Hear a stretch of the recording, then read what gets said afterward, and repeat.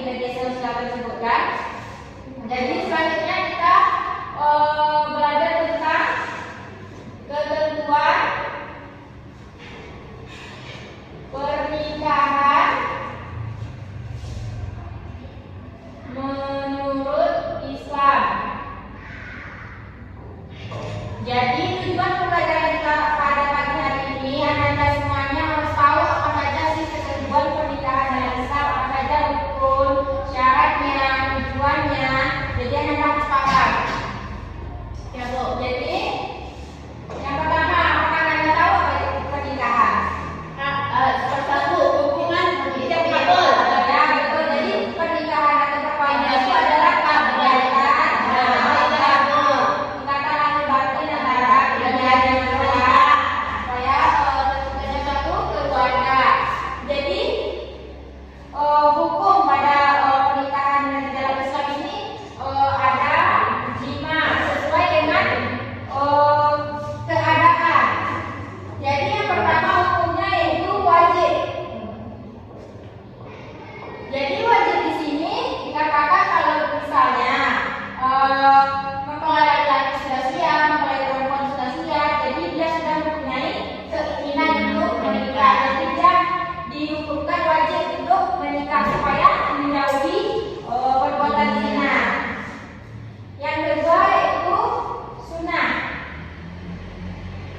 Sunnah di sini seperti dia itu sudah ada kemampuan, sudah ada keinginan, tapi dia belum mau menikah karena dia masih bisa menjaga perbuatannya dari zina. Jadi itu sunnah.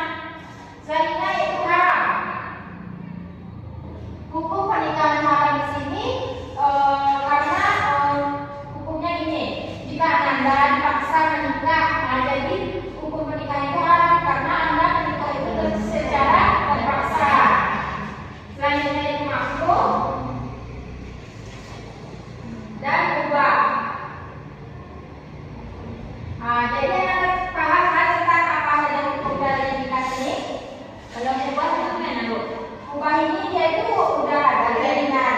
Jadi maupun dia nikah bisa, kalau tidak nikah juga bisa gitu, sesuai dengan keadaan dia.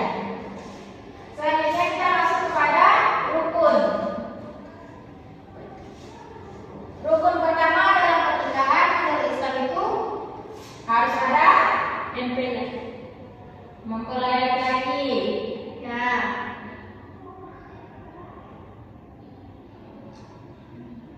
Mempelai laki-laki di sini ini harus memang keinginan dia, tidak ada paksaannya. Yang kedua harus ada mempelai perempuan.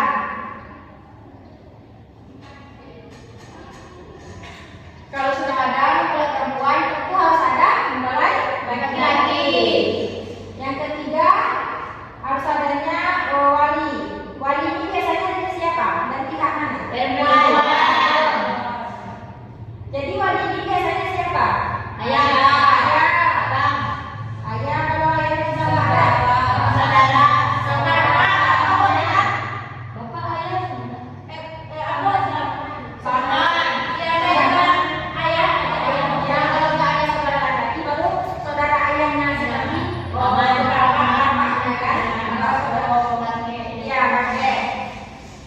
Selanjutnya itu adanya saksi. Biasanya saksi ini berapa orang? 2.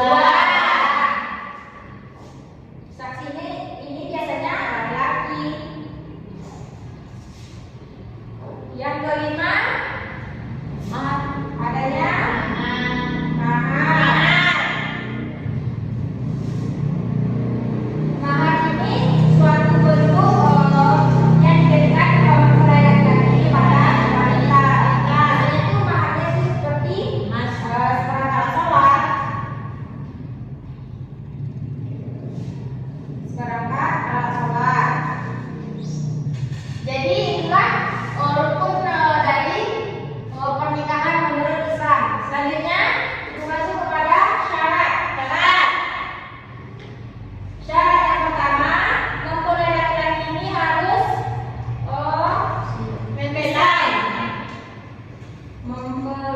mempelai laki-laki harus beragama Islam.